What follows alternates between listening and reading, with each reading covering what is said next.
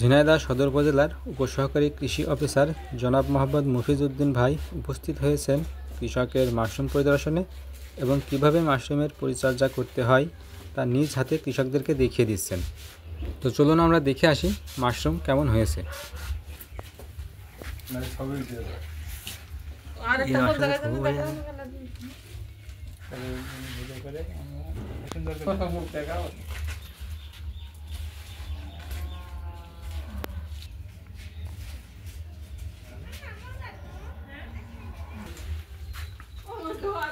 যেগুলো বেরোয়নি এগুলো তো বেরোবে।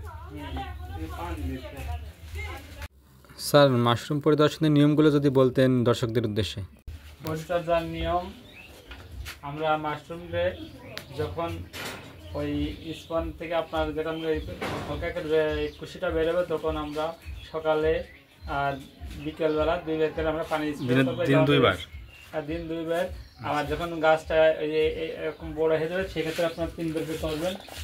বড় হয়ে গেলে 3 বার করে পানি স্প্রে করতে হবে। 3 বার করে পানি স্প্রে করেন যাতে এক কথায় বোঝা যাবে যে কোথাও না শুকিয়ে যায়। শুকিয়ে গেলে হয়তো তার ভিতরে যে খাবারটা নিতে পারবে না। এই কারণে আমরা খেয়াল রাখতে হবে যেহেতু এটা খুব সূক্ষ্ম জিনিস, সেই জন্য আমাদের তদারকিটা একটু ভালোভাবে করতে হবে। তাহলে এখানে যে উদ্দেশ্য আমরা রোপণ করি সেটা 100% সফল হবে। আচ্ছা, পানি ছাড়া কি অন্য কোনো রাসায়নিক এতে স্প্রে করার দরকার আছে? পানি ছাড়া এখন অন্য কোনো রাসায়নিক সার কোনো কিছু দেওয়ার দরকার, যেহেতু এটা ছত্রাকের দেওয়া তৈরি করা, এই কারণে আমাদের কোনো রাসায়নিক কোনো কিছু কীটনাশক বা কোনো কিছু দেওয়ার প্রয়োজন নেই। আচ্ছা, আর এটা হচ্ছে আপনার যখন এটা এখন হয়নি, এটা যখন হবে মুকুলটা বের হওয়ার কত দিনের পরে খাওয়ার উপযোগী হবে? মুকুলটা বের হওয়ার পরে কতদিন পরে খাওয়াবেন এটা হচ্ছে নির্ভর করে। এই যে এখানে দেখতে পাচ্ছেন, আমরা এখন দেখবো যে এতে যখন এটা পরিপূর্ণ হয়ে যাবে তখন দেখবেন যে এই আগার থেকে ফেটে যাবে।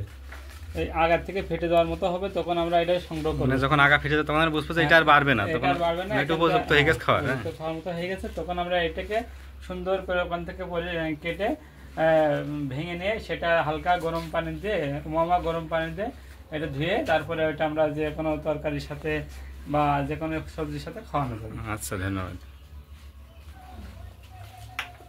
এভাবেই আমাদের অঞ্চলের উপসহকারী কৃষি অফিসার জনাব মোহাম্মদ মফিজ উদ্দিন ভাই আমাদের অঞ্চলের কৃষিকে দিন দিন এগিয়ে নিয়ে যাচ্ছেন। তার নিরলস প্রচেষ্টার মাধ্যমেই কিন্তু আমাদের গ্রামটি আজ স্মার্ট কৃষি ভিলেজ নামে এলাকায় সুপরিচিতি লাভ করেছে। তো আমরা তার কাছে আশা করব তিনি যেন আমাদের অঞ্চলের কৃষিকে আরও সামনের দিকে এগিয়ে নিয়ে যান। ধন্যবাদ সবাইকে।